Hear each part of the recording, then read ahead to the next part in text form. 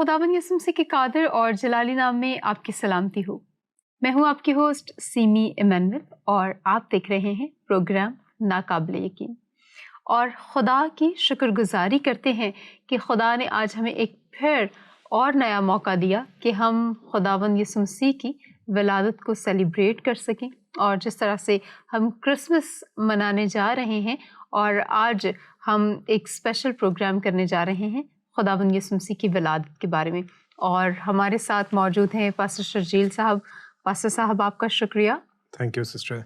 Pastor साहब आप हमेशा हमारे साथ होते हैं और बहुत ही खूबसूरत तरीके से जो हमारा प्रोग्राम पसंद भी किया जाता है, क्योंकि आप बड़े अच्छे तरीके से आसान अल्फाज में और तफसील से सारी चीज़ों को बयान करते हैं।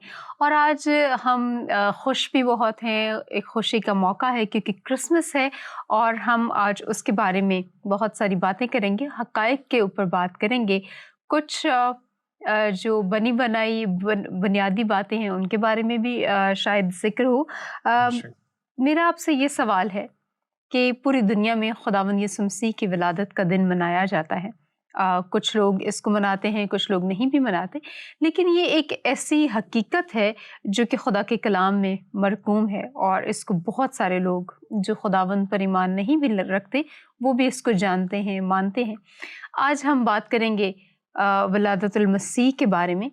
क्रिसमस क्या है और इसकी हकीकत क्या है? शुक्रिया सिस्टर। ये हकीकत जो है वो वाकई है, बल्कि मैं तो यहाँ तक कहूँगा कि क्रिसमस है तो कायनात है। दुरुस्त। क्रिसमस की हकीकत है तो दुनिया कायम है। सही। वरना दुनिया तबाह हो चुकी होती। अच्छा। अगर क्रिसमस ना होता तो शायद दुनिया भी वजूद ना रखती। सही। पास्टर साहब, जिस तरह आप अभी कह रहे हैं कि क्रिसमस अगर ना होता तो दुनिया भी ख़त्म हो चुकी होती, सबसे पहले इस छोटी सी टर्म को ज़रूर बताते जाइए कि क्रिसमस लोग समझते हैं एक त्यौहार है, जबकि आप बात कर रहे हैं बहुत ब्रॉडर वे में। तो प्लीज़ उसको बात बताते जाइए कि वो कौन सा क्रिसमस है, यानी विलादतुल मसीह और उसके जो एस्पेक्ट्स हैं। बिल्कुल, जो विलादत मसीह है वही क्रिसमस है। दुरुस्त। इसको क्रिसमस कहा जाए या विलादत मसीह कहा जाए या मसीह की आमद कहा जाए, कुछ भी कहा जाए, पहली आमद है। हम त्यौहार से हट कर बात कर रहे हैं, आप हकीकत की बात कर रहे हैं। ये हकीकत है। दुरुस्त। अब वो क्या है कि मसीह की आमद है। मसीह है तो दुनिया है। दुरुस्त। क्रिसमस है तो दुनिया है। सही। अगर क्रिसमस ना हो तो मसीही दुनिया में ना हो।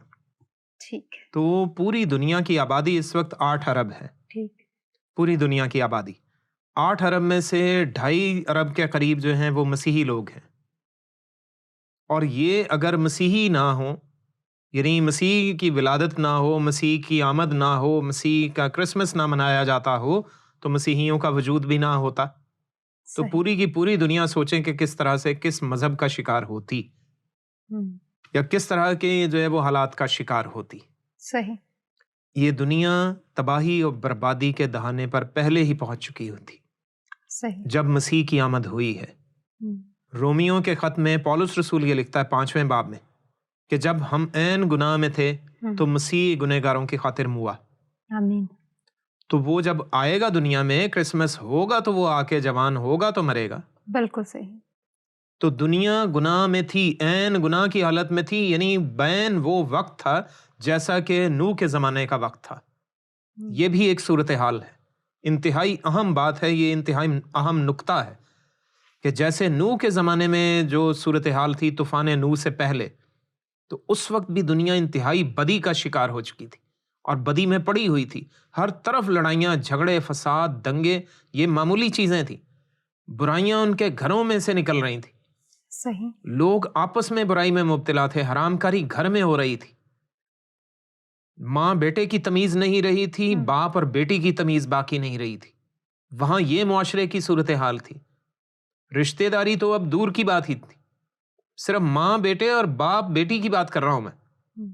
और आज भी दुनिया उसी चीज का शिकार है और मसीह की आमद के वक्त भी दुनिया इसी तरह के हालात का शिकार थी।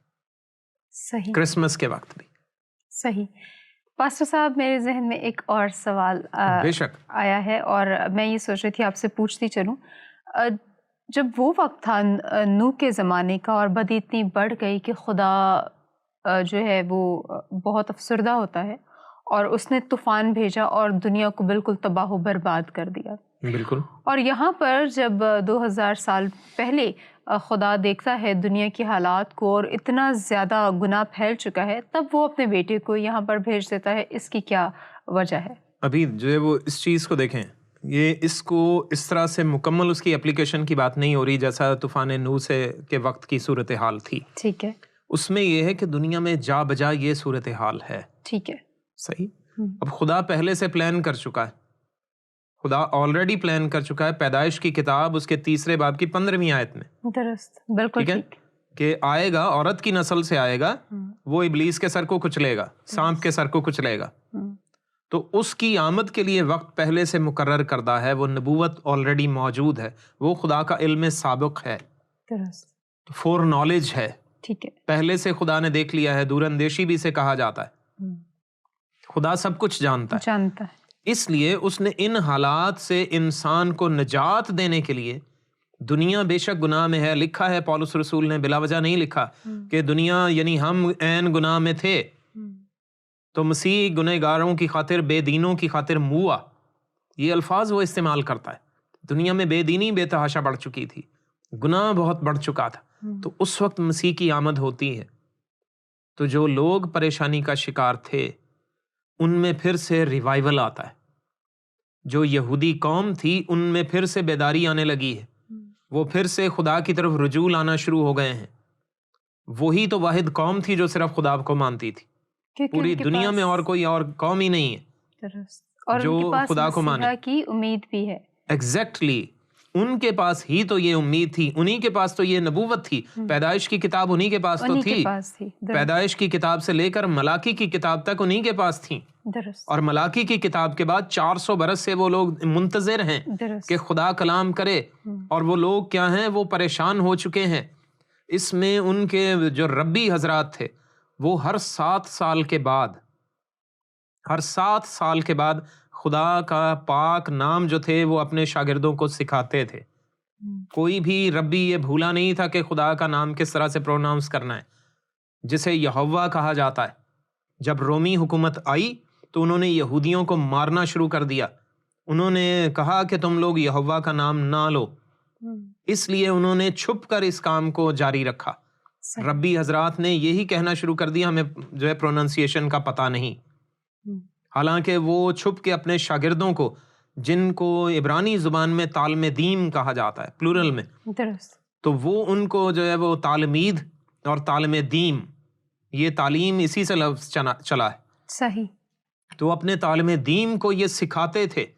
وہ پاک ہوتے تھے ہر 7 سال کے بعد، اور پانی صاف جو ہے وہ حوض میں صاف پانی لیتے اور اس میں کھڑے ہوتے، اور وہ بہت گہرا نہیں لیتے تھے، تھوڑا پانی لیتے جہاں پر ان کے ٹخنے ڈوبتے تھے صرف.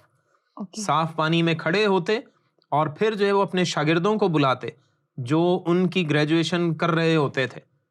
تو پھر ان کو وہ سکھاتے تھے کہ یہ لفظ یہوہ ہے، یہ لفظ یہوہ ہے، یہ سکھاتے تھے وہ. تو کوئی بھی ان کا شاگرد نہیں بھولتا تھا. ربی حضرات سب اس نام سے واقف تھے. اور پھر ان کو نبوتیں سکھائی جاتی تھیں کہ مسیح کی آمد ہوگی، مسیح آئے گا. اور پیدائش 3:15 سکھائی جاتی، پیدائش 49ویں باب کی 9ویں اور 10ویں آیت سکھائی جاتی کہ شیلو آئے گا. ٹھیک ہے. جہاں پر حضرت یعقوب نے اپنے بیٹوں کو برکات دیتے ہوئے حضرت یہودا کے بارے میں یہ بات کہی تھی کہ یہودا کے ہاتھ سے سلطنت کا عصا جاتا نہیں رہے گا. ٹھیک ہے، جب تک کہ شیلو نہ آئے. تو یہ شیلو کے بارے میں وہ سکھاتے تھے اپنے شاگردوں کو، تعلم دین کو سکھاتے تھے، ڈسائپلز کو سکھاتے تھے. تو وہ ہر 7 سال کے بعد یہ عمل دہرایا جاتا تھا جسے سبت کا سال کہا جاتا تھا. صحیح. تو یہ ان کی پریکٹسز تھیں جو دنیا سے چھپی ہوئی ہیں، پوشیدہ ہیں، لیکن ان کی تعلیمات میں یہ لکھی ہوئی ہیں. ٹھیک. تو وہ لکھتے تھے ہر ایک چیز کو. اور اس کے بعد وہ جب یہ چیزیں سکھاتے تھے تو پھر ان کو امید بندھی رہتی تھی کہ ہم ایک عمل تقدیس میں سے گزر رہے ہیں.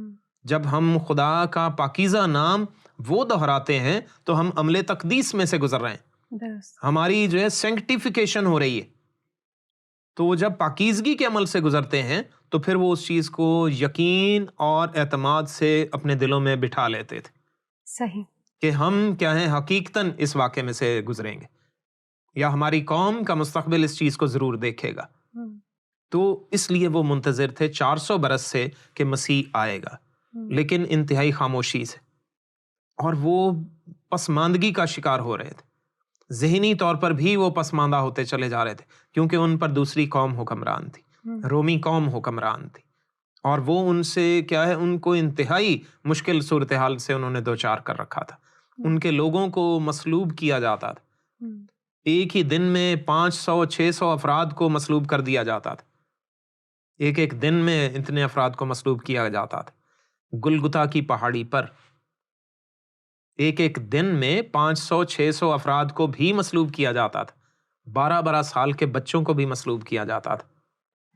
شواہد ملے ہیں، نہ صرف جو ہے وہ شواہد صرف دیکھنے کی حد تک ہی نہیں، بلکہ باقاعدہ بچوں کی ہڈیاں ملی ہیں جس میں ان کے ہاتھوں میں کیل گڑے ہوئے ہیں، ان کے پاؤں میں ان کے کیل گڑے ہوئے، تو ان کی ہڈیوں میں وہ کیل دھسے ہوئے ملے ہیں.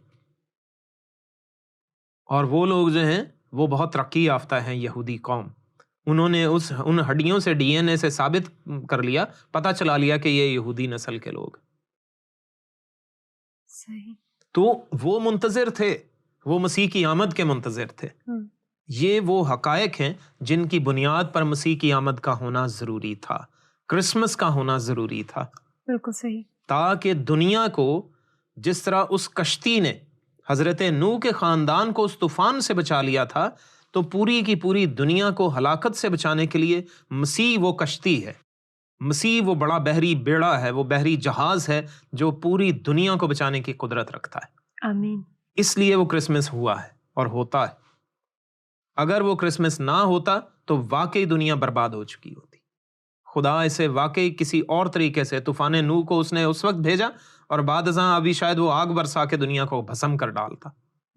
اگر مسیح کی آمد نہ ہوتی، اگر کرسمس نہ ہوتا، تو یہ خدا کے فضل کا بے تحاشا نتیجہ تھا کہ اس نے مسیح کی آمد کی. مسیح کا ظہور یہاں پر ہوتا ہے. اگر مسیح کا ظہور نہیں تو دنیا ہی نہیں ہے، یہ کائنات بیکار ہے. یہ دنیا کی نجات کے لیے، دنیا کی رہائی کے لیے، چھٹکارے کے لیے، سلامتی کے لیے، بلیسنگ کے لیے، امن اور سلامتی کے لیے کرسمس کا ہونا ضروری ہے. یہ سب سے بڑی حقیقت ہے دنیا کی. آمین. اور اسی یادگاری میں یہ تہوار منایا جاتا ہے. صحیح. اگر یہ تہوار بند کر دیا جائے تو اس سے وہ حقیقت ختم نہیں ہو سکتی جو فرسٹ کرسمس پہ ہوئی ہے. مسیح کی آمد ہو چکی ہے، پہلی آمد اس کی ہو چکی ہے. اور دوسری بڑی جو ہے وہ حقیقت اس سے جو وابستہ ہے کہ مسیح کی آمد ہوئی. کرسچنز ہیں، مسیح کی آمد کو مناتے ہیں، کرسمس کو مناتے ہیں. کیوں مناتے ہیں؟ یہ ثبوت ہے کہ اسرائیلی قوم موجود ہے، وہ حقیقی قوم ہے، اور وہ 4000 برس سے اپنے اصل نام سے موجود ہے. آمین. دنیا کی تمام قدیم اقوام جو ان کے زمانے میں تھیں، آج کوئی بھی اپنے اصل نام سے موجود نہیں. یہ معجزانہ یہ کام ہے خدا کا، اور یہ مسیح کے ہونے کی وجہ سے ہے، کیونکہ مسیح اسی قوم میں سے آیا ہے، اسی قوم کی ایک کنواری کے وسیلے پیدا ہوا ہے، جس کا ذکر یسایہ کے وسیلے کیا گیا، جس کا ذکر یسایہ میں 2 بار کیا گیا. 7ویں باب کی 14ویں آیت میں آخذ بادشاہ کو یہ ایک نشان دکھایا گیا. درست. اس نے کہا کہ خدا نہ کرے میں خدا سے کوئی نشان مانگوں. خدا نے اسے کہا کہ تو مانگ، کیا نشان مانگتا ہے؟ اس نے کہا خدا نہ کرے کہ میں کوئی نشان مانگوں. لیکن پھر بھی خدا نے نشان دیا کہ دیکھو وہ نشان کیا ہوگا، دیکھو ایک کنواری حاملہ ہوگی، بیٹا جنے گی، اور اس کا نام ایمینویل رکھیں گے، جس کے معنی ہے خدا اپنے لوگوں کے درمیان. آمین. اب یہ سب سے اہم بات ہے، اس چیز کو وہ لوگ بھی یقین سے مانتے چلے آئے. وہ یہودی قوم اس بات پر ایمان رکھتی تھی کہ خدا نے جو کہا ہے وہ حکم ہے کہ ہمیں ایمان رکھنا ہے. خدا آپ تم کو ایک نشان دے گا کہ دیکھو ایک کنواری حاملہ ہوگی. تو وہ جو نشان تھا وہ اس کے منتظر تھے. اب جب یہاں آج سے 2000 برس، تقریباً 2000 برس پہلے مسیح کی آمد ہوتی ہے، جب کیسر اگستس کے زمانے میں مردم شماری ہوئی ہے تو وہ 6 قبل مسیح سے 3 قبل مسیح تک چلی ہے. 3 برس وہ چلتی رہی ہے تقریباً. صحیح. 3 سے 4 برس. اور مسیح کی آمد جو ہے وہ 4 قبل مسیح میں ہوتی ہے. تو جب وہ ہوتی ہے تو بہت سے لوگوں نے وہاں پر جو ہے اس چیز کا ثبوت دیکھا ہے. بیت لحم کے ارد گرد کے رہنے والوں نے اس چیز کی گواہی دی ہے اور شہادتیں ملی ہیں. اور نہ صرف وہاں پر بلکہ چائنا میں بھی اس کی گواہیاں ملی. چائنا میں اب کھدائیاں ہوئی ہیں تو 2000 سال پرانی چیزیں نکل کر آ رہی ہیں. ان کے پتھروں پر لوگوں نے لکھا ہوا ہے کہ ہم نے ایک ایسا ستارہ دیکھا جو گردش کر رہا تھا، وہ چل رہا تھا. زبردست. جس ستارے کو ہم بائبل مقدس میں جانتے ہیں. بے شک، جس کے پیچھے لگ کر مجوسی پہنچے تھے وہاں پر. تو نہ صرف وہاں پر ہے، افریقہ میں اس کی شہادتیں ملی ہیں کہ جی ایک سٹار نکلا تھا. اس وقت کوئی یہودیوں کا بادشاہ پیدا ہوا تھا. ایون کہ یہاں تک انہوں نے اپنی زبانوں میں لکھا ہوا ہے. پھر اس میں اور بھی ممالک ہیں جو اس بات کا ثبوت دیتے تھے کہ واقعی یہودیوں کا بادشاہ پیدا ہوا ہے. تو یہ کھدائیاں یہ جو ہے جھوٹ تو نہیں ہے. تاریخ جھوٹ نہیں بولتی. سب سے بڑی سچائی یہ بھی ہے. درست. اور اسی لیے وہ یہودی قوم وہ سچی قوم ہے، وہ اپنے اسی نام سے موجود ہے اور معجزانہ طور پر موجود ہے کیونکہ مسیح اس قوم سے آیا ہے. اگر یہودی قوم نہ ہو تو ایک اور بڑی حقیقت یہ ہے تو مسیحی قوم بھی نہ ہوتی. بالکل ایسا ہی ہے کیونکہ مسیح اس میں سے نکلا ہے اور ہم سب مسیحی قوم کے لوگ انہی کی وجہ سے ہیں، بھلے ہم بہت ساری اقوام میں سے آئے ہیں. بالکل آپ کی بات درست ہے. اور پاسٹر صاحب جس طرح ابھی آپ بات کر رہے تھے کھدائیوں کے بارے میں اور ہم علم نجوم اس وقت جو ہے بہت تھا درست اور اپنی بلندیوں پر تھا، عروج پر تھا اور تب بہت سارے لوگ اس کو جانتے تھے. اور جب ہم ستارے کے بارے میں بات کرتے ہیں تو آپ اکثر اس سے بیشتر بھی بتا چکے ہیں کہ علم نجوم میں اور ماہر فلکیات نے جس طرح سے ان ساری چیزوں کو دیکھا ہے وہ بھی ایک بہت بڑا ثبوت ہے. اور اس کے علاوہ آپ کے پاس بہت سارے ثبوت ہیں جن پر آپ اکثر بات چیت کرتے رہتے ہیں کہ خدا بند یسوع مسیح کی پیدائش ایک بہت بڑی حقیقت ہے اور آج ہمارا وجود اسی کے بہاف پر ہے. بالکل. ابھی اسی میں جو ہے وہ دیکھیں مجوسیوں کے جو تحائف تھے، ابھی مجوسیوں کے جو ہے وہ تعلق سے آپ نے جیسے بات کی ہے ان کے جو ہے وہ بارے میں تھوڑا سا آپ نے ہنٹ دیا. اب وہ لوگ جو تھے وہ معمولی لوگ نہیں تھے. یہ کون لوگ تھے پاسٹر صاحب؟ مجوسی لوگ کن لوگوں کو ریپریزنٹ کرتے ہیں اور ان کی ذرا سی تاریخی حیثیت بھی بتائیے. اب ان کی تاریخی حقیقت یہ ہے کہ یہ لوگ بابل اور ایلام کے علاقے کے سے تعلق رکھنے والے لوگ تھے. بابل اور ایلام، جی. اب یہ پرانا نام ہے. بابل کی حکومت یا بابل کی ثقافت ہے، بیبلونینز، وہ ایک بہت بڑا نام ہے. موجودہ عراق کا ایریا ہے اور شام کا ایریا ہے. اور ایلام جب اس کے ساتھ ملایا جاتا ہے تو ایلام کا علاقہ جو ہے وہ فارس کی حکومت یعنی فارسی مادی فارسی حکومت یعنی ایران کا ایریا بھی اس میں شامل ہے، ہندوستان کا ایریا بھی اس میں شامل ہے اور ساتھ میں یہ شام کے علاقے تک یہ بات جاتی. صحیح. ارامیوں کی سلطنت تک یہ جو ایلامی علاقہ تھا. صحیح. تو یہ سب کے سب جو تھے یہاں پر یہ رہنے والے دنیا کے سب سے سمجھدار لوگ مانے جاتے تھے. صحیح. جو ماہر علم نجوم اور ماہرین تھے، یہ سائنس میں بہت ماہر تھے. درست. اور اس کے علاوہ فلکیات میں ماہر تھے، ایسٹرونومی میں، ایسٹرولوجی میں، یہ ان چیزوں میں بہت ماہر تھے. فزکس میں بہت ماہر تھے یہ لوگ، میتھمیٹکس میں بہت ماہر تھے. تو یہ جو جادو کی چیزیں جو یا جادو کا تصور جو جوڑا جاتا ہے بہت زیادہ وہ ان لوگوں کے ساتھ، وہ اتنا اہم نہیں ہے. وہ اس چیز سے کم واقف تھے.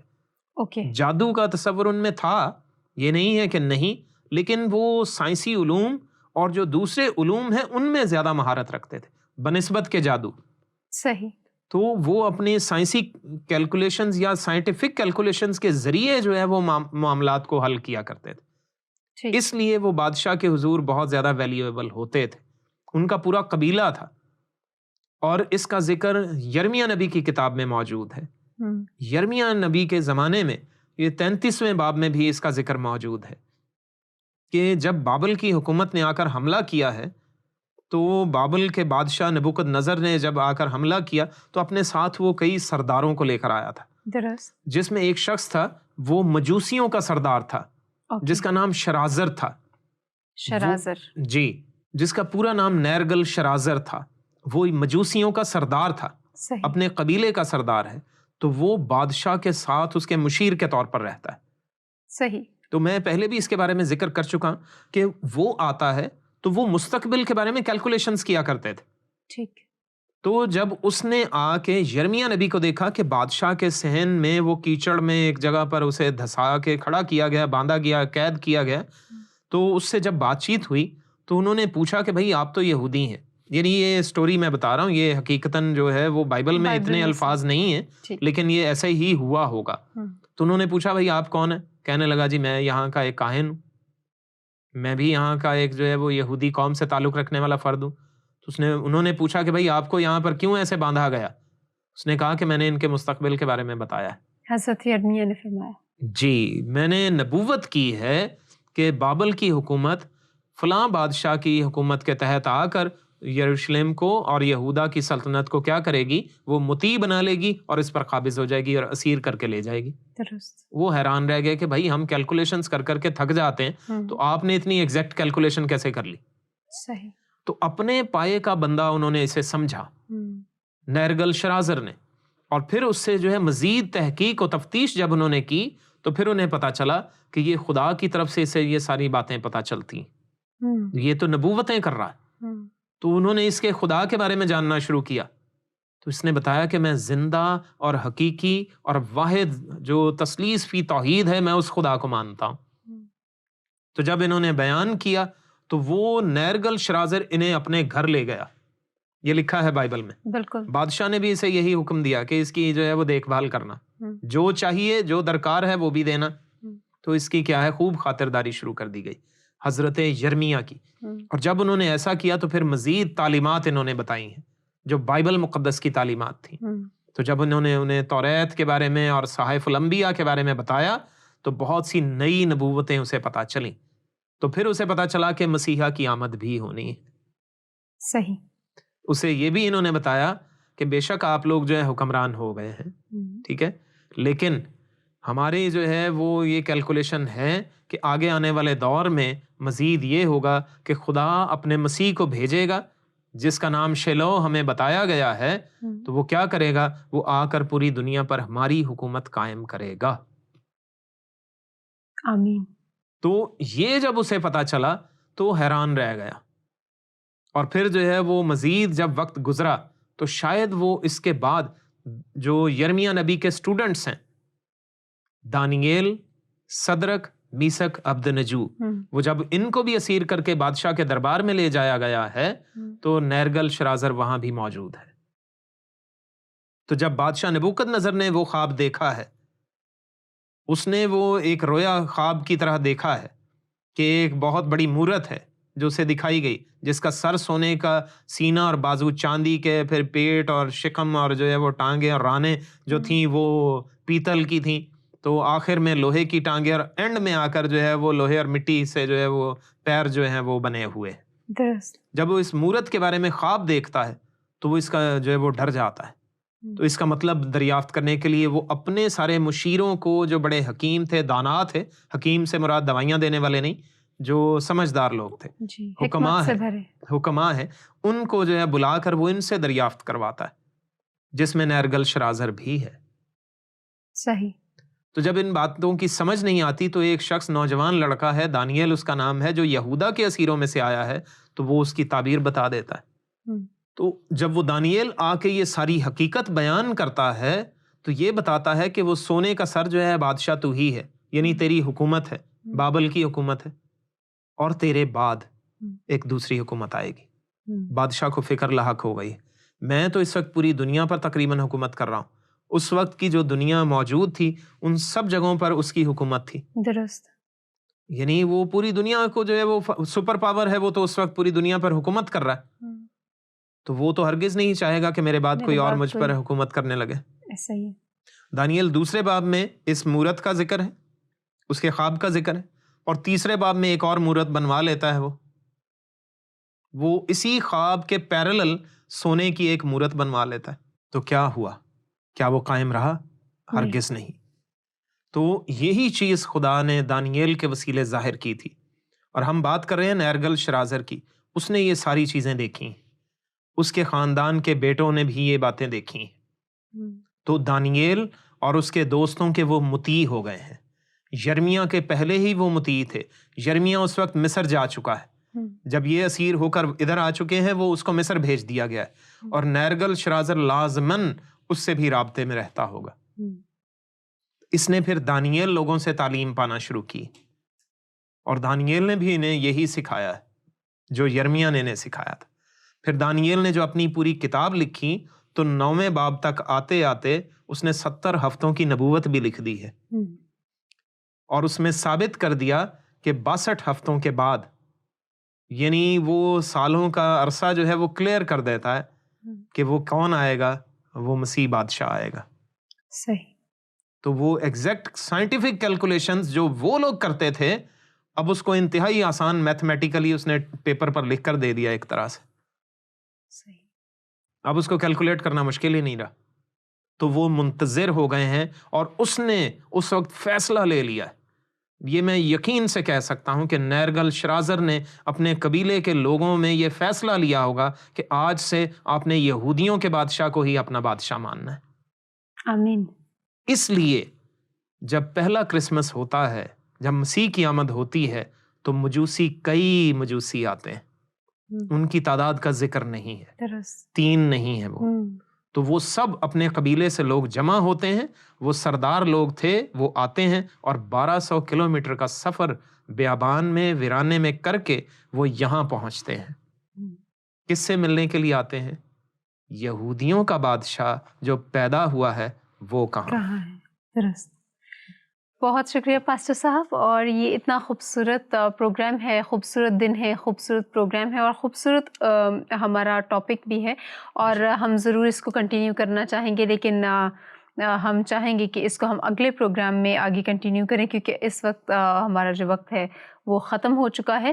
آپ کا بہت بہت شکریہ۔ Thank you sister.